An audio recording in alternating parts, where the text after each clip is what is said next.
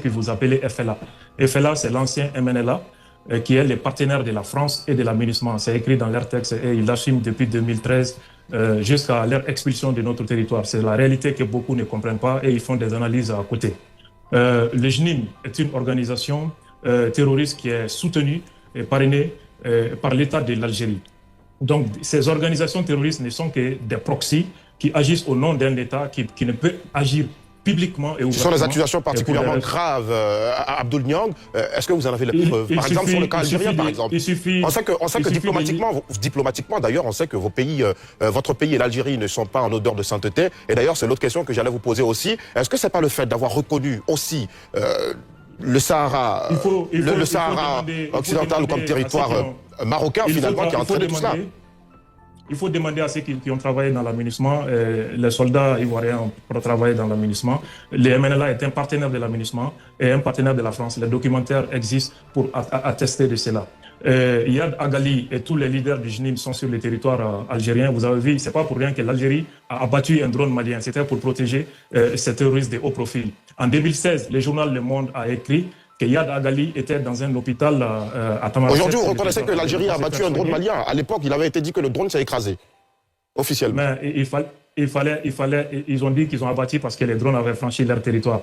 Il fallait aller démentir ça devant la Cour internationale de justice. Mais vous avez vu qu'ils ont refusé d'aller s'assumer là-bas. Donc ça en dit long déjà sur cette réalité. En 2016, le journal Le Monde a révélé que Yad se soignait dans un hôpital de Tamaracet et que l'armée française voulait agir contre lui, mais elle a eu peur pour ne pas froisser les Algériens. Les travaux du Britannique Jeremy Kennan expliquent assez la complicité de l'Algérie dans cette histoire de terrorisme au Sahel.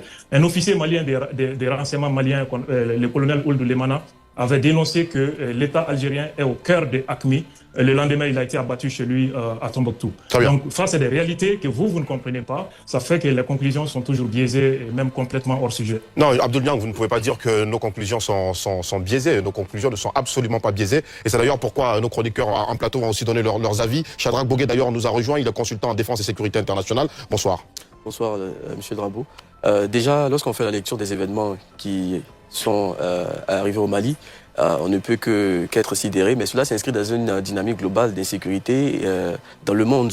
À l'instar d'autres régions du monde, l'Afrique aujourd'hui est en proie à une insécurité croissante. Lorsqu'on prend par exemple la région des Grands Lacs, lorsqu'on prend le bassin du lac Tchad, un peu vers l'Afrique australe avec les difficultés qu'on peut rencontrer dans le Cabo Delgado, mais aujourd'hui dans le Sahel, on se rend compte que l'Afrique même, en général, de manière globale, est aujourd'hui ébranlée et fait face, à côté de ces défis de développement, aux défis de paix et de sécurité. La situation malienne, elle est inédite, elle est vraiment triste dans la mesure où ce n'était pas une situation, ce n'était pas un événement auquel on aurait pu s'attendre, surtout dans le contexte actuel. Nous avons plus ou moins constaté avec joie, avec contentement, la reprise de la ville de Kidal, qui était un symbole qui avait été perdu pendant un moment. Et avec la conquête du pouvoir d'État, la conquête de la ville de Kidal par les autorités étatiques de Bamako, les autorités de transition, on était contents, on a tous salué cela. Mais aujourd'hui, avec la perte de cette ville stratégique-là, on se demande aujourd'hui, est-ce que la junte n'est pas n'est plus en mesure aujourd'hui d'assurer la sécurité des Maliens? Mais cela s'inscrit dans un contexte global d'une trajectoire de dégradation de la situation sécuritaire. C'est le miroir aujourd'hui de la réalité sur le terrain. Et franchement, déjà, il faut saluer la résilience du peuple malien, parce que ce n'est pas facile avec déjà le blocus que les Maliens ont connu récemment lors du dernier trimestre de l'année 2025, et également toutes ces attaques, toutes ces morts, cette violence psychologique, physique que le Mali endure aujourd'hui, c'est franchement quelque chose de condamnable et on ne peut pas accepter cela. Et franchement, c'est à condamner. Et nous partageons aujourd'hui, nous compatissons aux difficultés que le Mali rencontre aujourd'hui. Docteur Kamenan? Oui, la première réaction qui me revient, c'est par rapport au peuple malien, parce que une guerre, ce sont des vies brisées, ce sont des familles disloquées, c'est une reconfiguration même de l'espace et des relations. J'ai deux questions pour notre invité en duplex. Au regard de l'attaque qui était vraiment coordonnée de façon stratégique et puis de l'alliance entre ces deux groupes qui apparemment n'avaient rien en commun, mais qui se sont mis en commun par rapport à l'objectif, qu'est-ce qui a manqué au niveau de l'anticipation, du renseignement pour éviter que cette attaque soit vraiment coordonnée de cette façon? Et la deuxième question, on a observé sur les réseaux sociaux que Africa Corps aurait négocié son départ avec l'Algérie. Est-ce que les autorités maliennes étaient informées des négociations et quelle était leur position vis-à-vis de cela? Abdoul Niang?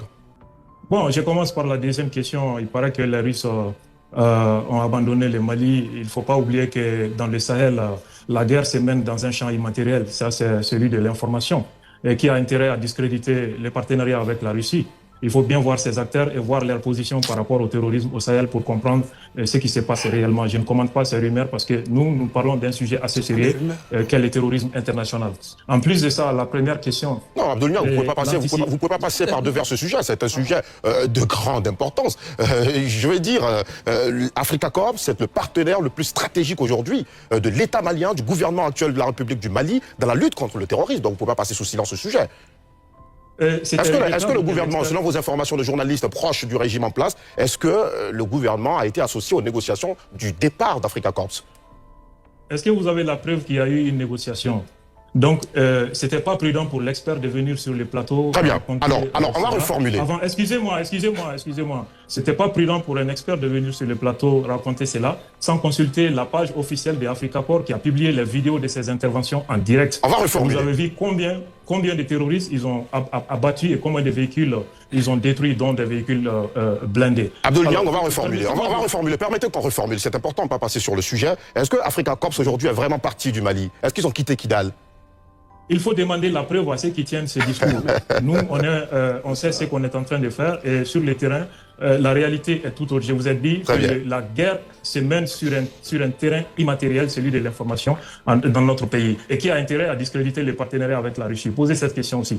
Deuxième question, ils essaient de mettre en doute la capacité d'anticipation, c'est-à-dire les renseignements. Et je pense que le patron des services secrets ivoiriens ne sera pas content de vous si vous entendez dire qu'il a été incapable lors des attaques terroristes contre le Grand Bassam. C'est ignorer complètement la nature de ces phénomènes asymétriques et la nature de l'ennemi qui est adaptatif également. Est-ce que vous pensez que le 11 septembre est l'indicateur de l'incapacité des Américains à protéger leurs citoyens? Est-ce que vous pensez que la France a été incapable de sécuriser ses citoyens parce qu'il y a eu des attaques terroristes simultanées le 13 novembre 2015, y compris à quelques mètres du président de la République qui était dans un stade de football.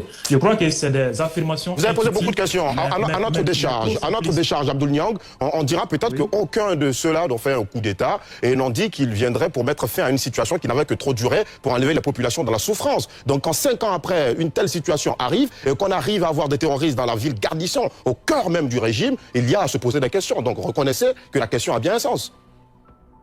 Nous sommes en train de parler de deux choses différentes. Et en tant qu'un expert de défense sur le plateau, il ne fallait pas faire cette confusion parce que vous confondez la perfection et la vulnérabilité. Et nous sommes en train de parler de la résilience. Aucun système sécuritaire n'est infaillible, aucun au monde. Et les renseignements également peuvent avoir des informations. L'information n'est pas le renseignement. Les informations peuvent être incomplètes ou ambiguës. Il faut un travail pour savoir. Il faut aussi, et souvent même quand vous interpellez des suspects terroristes, les cellules sont cloisonnées, ce qui fait que l'interpellation de 2 ou 3 personnes ne permet pas de démanteler l'ensemble du réseau. Ça, c'est pour ceux qui connaissent les renseignements. En plus de ça également, vous parlez de Kati, de Bamako. Pourquoi vous ne parlez pas de New York? Ça, c'est le cœur même de la première puissance mondiale qui a été frappée avec plus de 3000 victimes. Vous pouvez parler de cela. Mais pourquoi celui du Mali serait toute la résultante d'un échec, d'une approche sécuritaire? Très bien, merci beaucoup, Abdoul Niang. Qui a intérêt à construire ces narratifs. Merci, on va permettre à... C'est bon, Josias? Alors moi, j'aimerais d'abord m'adresser aux Ivoiriens qui nous écoutent, personnellement particulièrement. Généralement, surtout depuis que ce sujet fait l'actualité, il y en a qui se permettent de rire ou de se moquer du Mali, qui pensent qu'on est en train de jouer. À la réalité, c'est la Côte d'Ivoire aussi qui pourrait être en train de jouer. Les Ivoiriens, vous en avez vu où? Oui, parce que sur mes réseaux, figurez-vous que je parle régulièrement de l'actualité. Et après des posts relativement à cela, j'ai reçu aussi bien des commentaires que des messages même personnels qui disaient ce genre de choses. Alors, je veux dire que ce qui se passe au Mali nous concerne directement. Parce que si le Mali tombe, par exemple, demain, la prochaine étape, ça pourrait être la Côte d'Ivoire, pour ne pas dire que ça sera la Côte d'Ivoire. Parce que la Côte d'Ivoire est aussi un pays stratégique pour ceux-là qui veulent installer le calife. Ce qu'il faut comprendre surtout au niveau de cette actualité, c'est que c'est impossible, inconcevable que les dirigeants qui réalisent un coup d'État, qui promettent que l'une des premières choses, si ce n'est la chose la plus importante pour eux, ce sera la sécurité, puissent être frappés à telle enseigne qu'ils démontrent qu'ils n'ont rien réussi ou ne peuvent pas réussir du point de vue sécuritaire. S'ils n'arrivent pas à développer le pays, on peut dire qu'il n'y a pas de problème. Ce n'est pas le premier truc qu'on va leur réclamer. Mais lorsqu'ils n'arrivent pas à défendre le pays, ça devient problématique. C'est là qu'on se demande à la réalité, qu'est-ce qu'ils font? Est-ce que ça, on ne doit pas penser même à les chasser ou à même réaliser un autre coup d'État contre cela parce qu'ils sont incapables? On remet beaucoup de questions sur la table parce que ce qu'ils nous ont promis, c'est pas ce qu'ils sont en train de faire. Et on va même vers la disparition de l'État. Parce que là, c'est plusieurs localités qui sont en train d'être prises. Peut-être même Bamako pourra être prochainement, je ne le souhaite pas, mais au regard de ce qui peut se passer ou en train de se passer, être pris. Ce qu'il faut noter, c'est que cette réalité-là est en l'avantage de ceux-là qui attaquent le pays. Mais à côté, il y a aussi le travail qui est fait par les autorités du Mali. Vous voyez, c'est vrai, ils n'arrivent pas à défendre le pays. Mais moi, la question que je me pose, c'est comment ça se fait que le Mali, qui est un pays, qui est surtout l'une des puissances militaires dans notre sous-région, et selon les derniers chiffres, qui est devant même la Côte d'Ivoire, notre pays, n'arrive pas à se défendre face à ces deux mouvements qui se sont associés aujourd'hui. Lorsqu'on va sur le terrain... C'est-à-dire que la solution n'est pas forcément militaire. Exactement. Lorsqu'on regarde par exemple sur le terrain, on se rend compte qu'il y a même des armements qui sont incompréhensibles. On se demande d'où est-ce que ça vient, ces rebelles-là les ont. Des drones kamikazes, des bazookas, des armements même qui sont vraiment difficiles à... On ne peut pas facilement savoir d'où est-ce que ça vient. On se pose la question de savoir qui ou comment cela réussit à se faire de l'argent à telle enseigne qu'ils sont si puissants. Qui les soutient, mais comment est-ce qu'ils sont soutenus? Donc beaucoup de questions émergent à partir de cet instant. C'est pourquoi moi, je me pose une question. Est-ce que la méthode qui est choisie aujourd'hui au Mali, c'est la méthode qu'il faut utiliser ou qu'il faut choisir, c'est-à-dire répondre avec l'armée ou répondre avec les armes? Ceux qui sont en face viennent de démontrer que si vous voulez répondre avec les armes, nous aussi on a un certain niveau.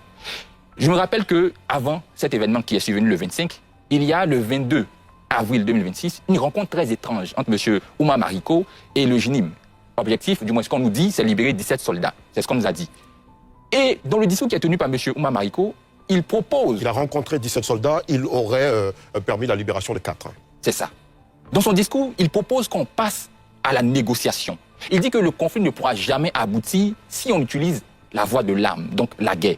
Il propose quelque chose qui, pour moi, a attiré mon attention suite à ce qui s'est passé le 25. Parce que, vous voyez, ça peut s'entendre comme le véritable objectif de ces deux mouvements-là. À la réalité, ils n'ont rien en commun, ces deux mouvements. Il y a un qui veut prendre le territoire, du moins une partie du territoire. Il y a un qui veut installer le calife dans tout l'État, donc prendre le pays. Mais on se demande comment est-ce qu'ils, ou du moins, pourquoi est-ce que ces deux-là s'associent aujourd'hui pour attaquer le Mali? C'est pourquoi moi, je suis tenté par cette idée qui nous fait croire que l'objectif à la réalité, c'est de forcer l'État malien à venir sur la table de la négociation pour passer à des actes de négociation qui pourraient permettre qu'on ait une sortie sur cette base-là.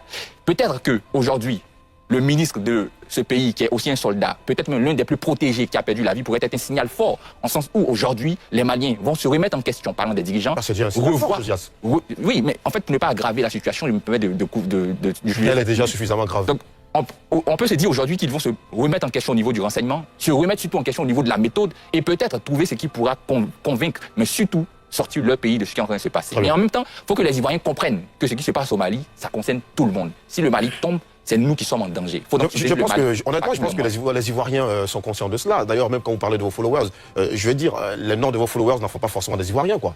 Alamine Fofana. Oui, naturellement, je m'associe à mes prédécesseurs pour apporter tout mon soutien au peuple.